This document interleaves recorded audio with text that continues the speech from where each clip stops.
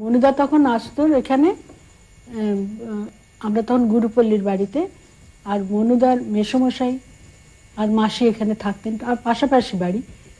আর সেই সময় মনুদা আসছে, আমাদের ভিতর হই হই পড়ে যেত। আর মনুদা এলেই একবারে আনন্দ, গান টান এই নিয়ে হই হই করে কাটতো আমাদের ওই সময়টা। তখন মানে এখানে সুবিনয়দা আছেন, পড়াশুনো করছেন নাকি? না, তখন এমনি মাসির বাড়িতে। হ্যাঁ, মাসির বাড়িতে আসতেন। ও মাসি মানে ওর যে সুধাময়ী দেবী, প্রভাত মুখোপাধ্যায়ের স্ত্রী। তখনও তো আশ্রম ভাবটাই ছিল, এখন ইউনিভার্সিটির ওই জিনিসটাই ছিল না। আর মনুদা এসে গেলে তো আরো বেশি হইচই হয়ে যেত। ও মা, গোরা এসে গেছে, এসো এসো গোরা এসো। ভালো আছেন? হ্যাঁ, বহুদিন পরে এলাম তোমার কাছে। আমাদের কথাই হয়েছিল যে মুহূর্তের কাছে এলে আমিও সঙ্গে যাব একটু, এই সুযোগ কখনো ছাড়ি। তখন আমি বললাম হ্যাঁ নিশ্চয়ই যাবে, আমারও খুব ভালো লাগবে। আর পুরনো বন্ধুদের মধ্যে তোমার সঙ্গে যেরকম হৃদ্যতা, এরকম তো অনেকের সঙ্গেই তো ছিল না। না, শান্তিনিকেতন মনুদা এক পরিবারের মতন, ওদের সঙ্গে যেটা আমার এক পরিবার। কলকাতাতেও যখন আমি গিয়েছি, আমি সুবিনয়দার মনুদার বাড়িতেই আমি থাকতাম। আমাদের একটু গান শুনতে ইচ্ছে করছে, দুজনকে একসঙ্গে কাছে পেয়েছি, দুজনের একসঙ্গে একটি গান।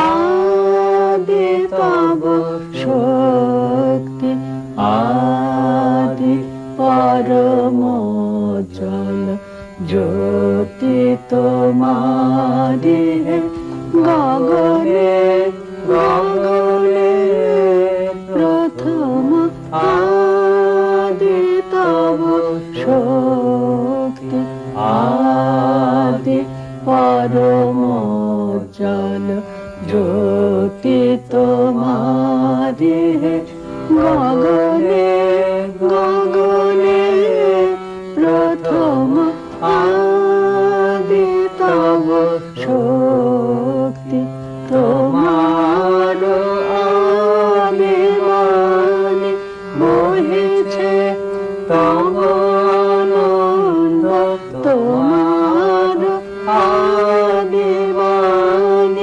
বহিছে তব আনন্দ, জাগিছে নব নব রস হৃদয়